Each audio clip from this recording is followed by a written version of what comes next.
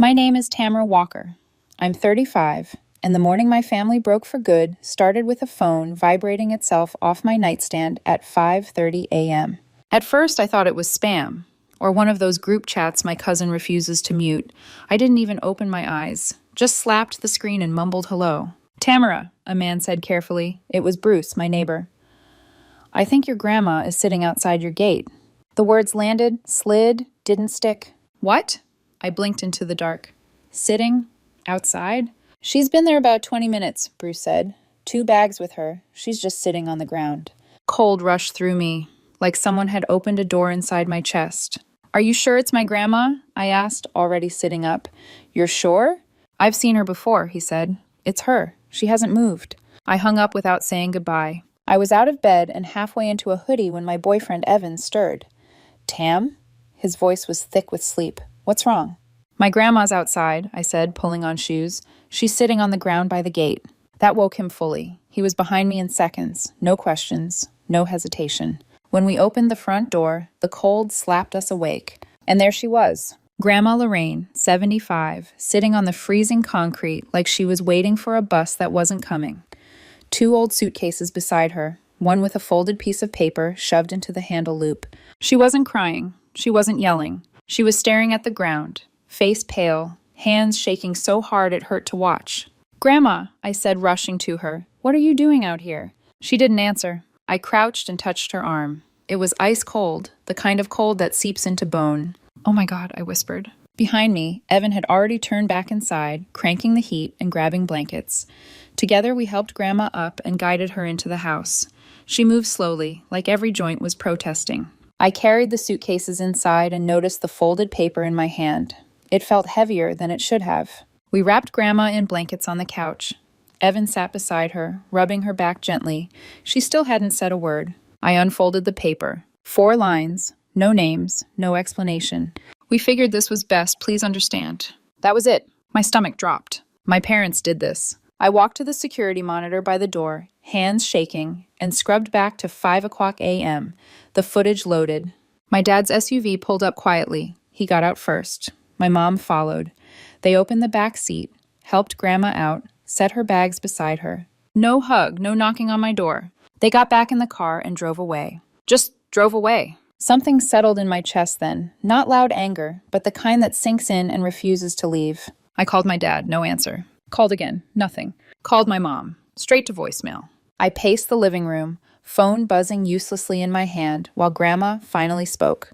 I'm sorry for showing up like this, Tammy, she said softly. I didn't mean to bother you. My throat tightened. No, you're not bothering anyone. Evan nodded. You're always welcome here. I sat across from her. Why didn't you knock or call? She looked down at her hands. Didn't want to wake anyone. I figured someone would come out eventually. Eventually. I swallowed. Did they say why they dropped you off? She hesitated, then nodded. Last night, your father packed my things. He said your brother and his wife are moving in. The baby needs space. That's it? I asked. No warning? She shook her head. He said it wouldn't be forever. And they left you outside, I said quietly, in the cold. She didn't answer, just looked away. After a while, she whispered, I didn't want to be a burden. Don't, I said sharply. Don't ever say that. The house felt wrong after that. Too quiet. Too warm compared to the cold she'd been sitting in. When the sun finally rose, it didn't feel like a new day. Evan looked at me. What do you want to do? We're going over there, I said. Today. I want answers. Grandma looked nervous. I don't want to fight. I know, I said gently, but you didn't start this. We helped her into the car and drove toward my parents' house. As we turned into their neighborhood, I saw it. A white moving truck parked out front. My younger brother stood beside it, laughing with his wife like it was a celebration. The anger that had been simmering all morning started to boil. I parked up the street. Not because I had to, but because I didn't trust myself not to do something reckless. We walked toward the house slowly, Grandma between us. My brother noticed first. His smirk disappeared when he saw her. His wife's face dropped. Neither of them said a word. Inside, through the window, my parents sat like nothing was happening. Like my grandmother hadn't been left on concrete before dawn. I kept walking. Because whatever was waiting inside that house, it wasn't going to stay quiet anymore. The front door was unlocked. That detail hit me harder than it should have. They hadn't even bothered to lock up after dumping Grandma. Like luggage, just business as usual. I didn't knock. I opened the door and walked in with Grandma between Evan and me, her steps small and careful, like she didn't want to scuff the floor of a house she'd lived in for years. My parents were in the living room. My dad sat in his recliner with a mug of coffee, TV murmuring some morning news show. My mom was at the dining table, scrolling on her phone like it was any other morning. No panic, no urgency, no shame. I didn't say hello. You dumped her at my gate, I said, my voice steady in a way that surprised even me. Like she was garbage. My dad looked up slowly. No shock, no guilt. Just that flat, assessing stare he used when I was a kid and hadn't done something the way he liked. Right, he said. She's staying with you now, isn't she? What's the problem? Something cracked in my jaw. I clenched it so hard it hurt.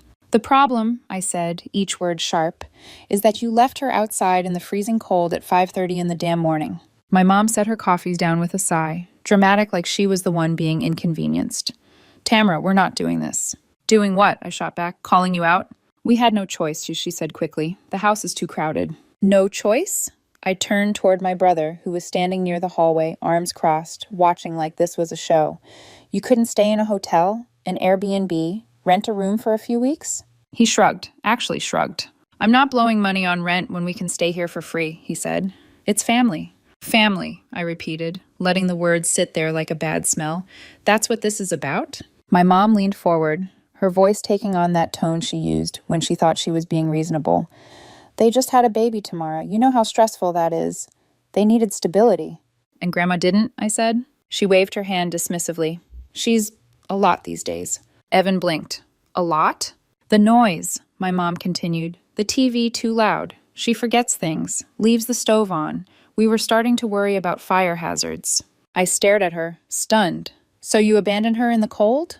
We were doing her a favor, my mom said briskly. You have more space anyway.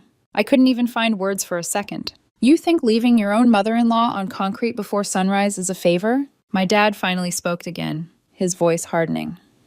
We're not going to be judged for making a hard decision. It's not like we threw her on the street. She's with you.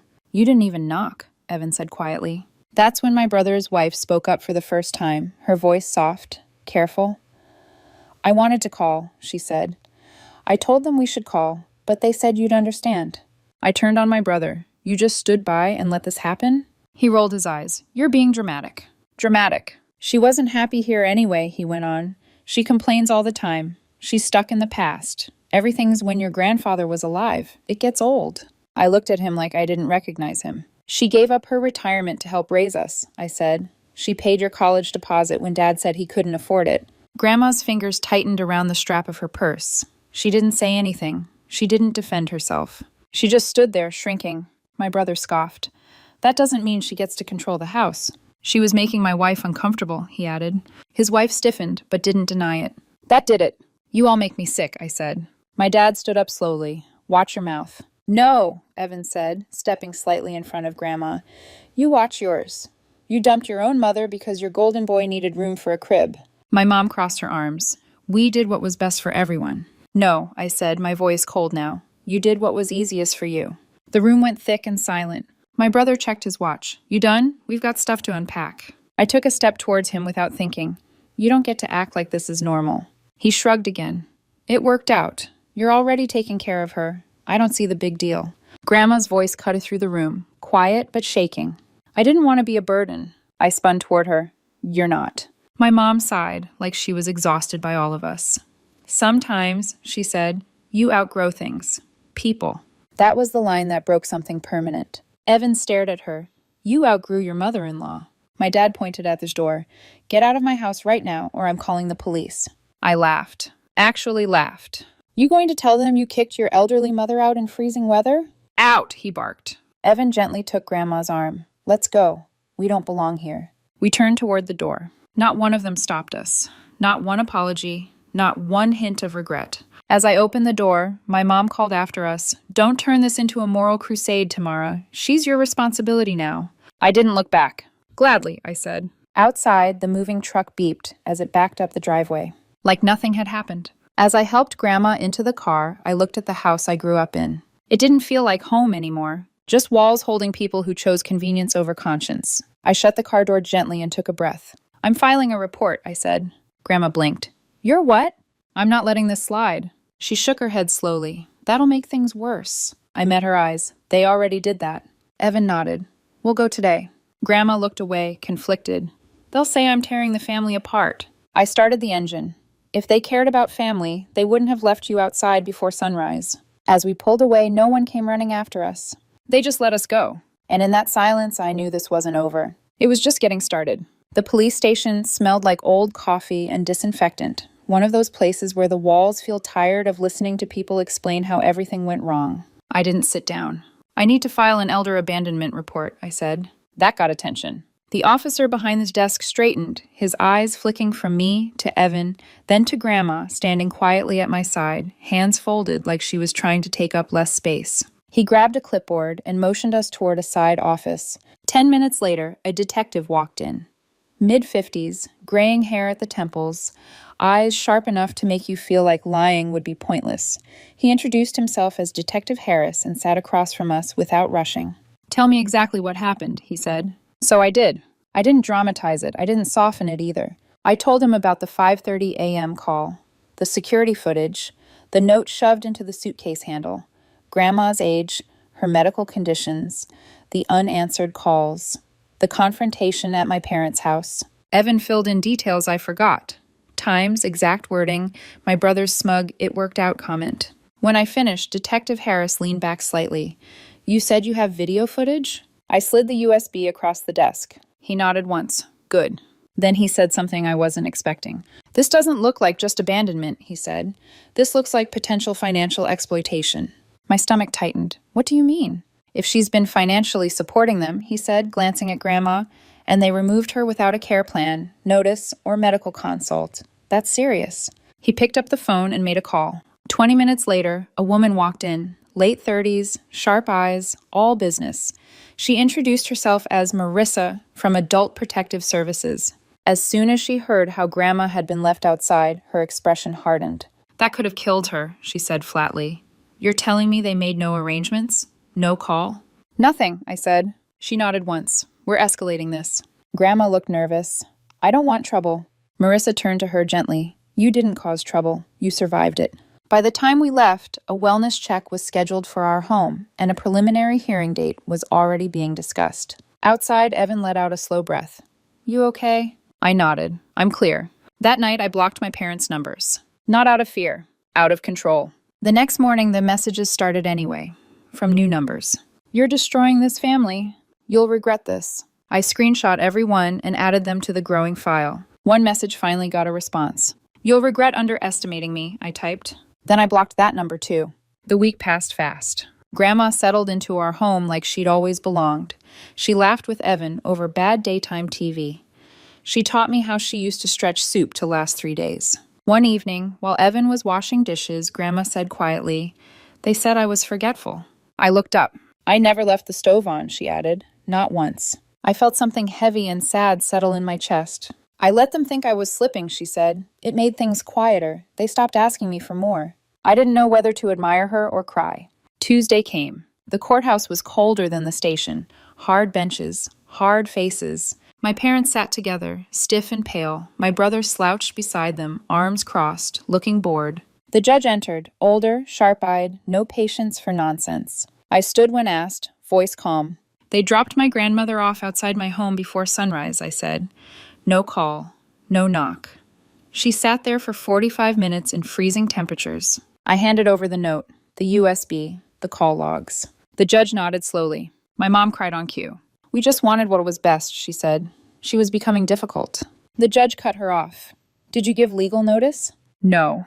Medical consultation? No. Alternative housing plan? No. My dad stood.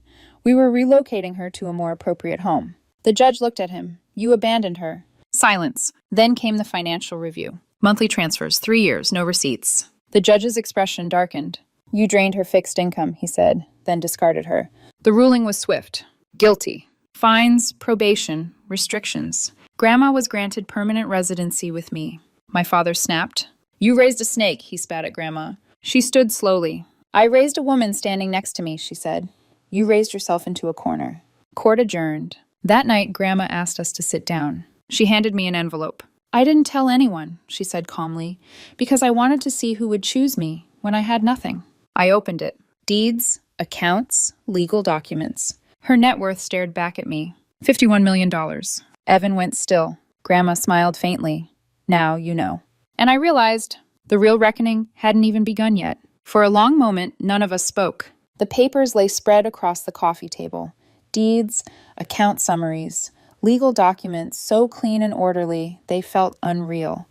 I kept waiting for the number to change when I blinked. 51,000. Not joint, not shared, all hers. Grandma Lorraine sat back against the couch cushions, hands folded neatly in her lap, watching my face like she was studying a weather report. I sold the land my sister left me years ago, she said calmly. That restaurant I worked at? I owned part of it. Silent share. I never told your father. He would have drained it dry. Evan finally found his voice. All this time? She nodded. Everything's under my maiden name. Different bank, P.O. box. I kept the paperwork out of the house. No bitterness, no pride. Just facts. Then she slid another folder toward me. I remember you and Evan joking about opening something peaceful by the water someday, she said. You're now the legal owners of a small coastal resort in Monterey. 50 rooms. A spa. It's yours, if you want it. My hands shook. This is real? I asked. More real than the people who raised your brother, she replied. We didn't celebrate, we didn't cry. We just sat there, letting the meaning settle. Not the money, but the choice behind it. She'd watched. She'd waited. And now she was rewarding what she saw. I don't want praise, she added quietly. I just want to rest. And I want my money to go to people who wouldn't trade me for a guest bedroom. I reached across the table and covered her hand. You're safe here. That weekend, Evan and I drove to Monterey alone. The place was quiet, well-kept, run by a retired couple who cared more about the garden and the reading room than profit margins. We didn't talk about quitting our jobs. We talked about patience, running things slowly, carefully, the way Grandma lived. The mistake came later, an innocent photo Evan posted of the ocean view. By Saturday morning, the doorbell rang. I checked the camera. My mom stood there holding a pie. Behind her, my dad and my brother, dressed like they were headed to church. My brother was wearing slacks. Actual slacks. Evan appeared behind me. Grandma stood at the end of the hallway, arms crossed. Can we come in? My mom called brightly. We just want to reconnect. Reconnect. Grandma stepped forward before I could speak. You didn't care when I was freezing on a sidewalk, she said calmly, but now you want to reconnect. Silence. You can keep the pie, she added, but the door stays closed. I shut it. Firm, clean, final. That Monday morning, I filed for a household restraining order. No warnings, no texts. Every name that mattered went on it. Mine, Evan's, Grandma's. 2 days later, the sheriff delivered it in person. No contact, no loitering, no accidental drop-offs. It wasn't revenge. It was control. That same week, someone unexpected showed up. My brother's wife, alone. Baby on her hip. No bags. No performance. I'm not here for money, she said quickly. I just needed to say I'm sorry. She looked Grandma in the eye. I was scared. I should have spoken up. Grandma studied her for a long moment. And if I'd frozen to death, she asked? The woman swallowed. I don't know if I'd forgive myself. Grandma nodded once. That's enough honesty for today, she said. Leave your number. If the baby ever needs something important, just the baby, I'll help. Don't come back again. The door closed gently behind her. That night, Grandma called our attorney. Let's finalize everything, she said. I'm ready. The will was rewritten under supervision. I was named primary beneficiary, Evan included. Education trust for the child. A supervised fund for the baby. Parents, removed entirely. My brother, nothing. And a final clause. Anyone who contested would forfeit their share to charity. Clean, sharp, unarguable. 2 weeks later, my brother tried to challenge her capacity. It was dismissed in 5 days. The apologies came after that. Letters, voicemails, invitations to heal. I shredded them all. Grandma never asked to see them. She didn't want reconciliation. She wanted peace. Now she sits on the porch every evening, coffee too strong, pancakes too thin, watching the sky darken without checking over her shoulder. She handed me a sealed envelope last week. Open it when I'm gone, she said. I nodded. Because we already have everything that matters. Stability, safety, a family built on choice, not obligation. And the ones who couldn't show up, they'll have to live with that.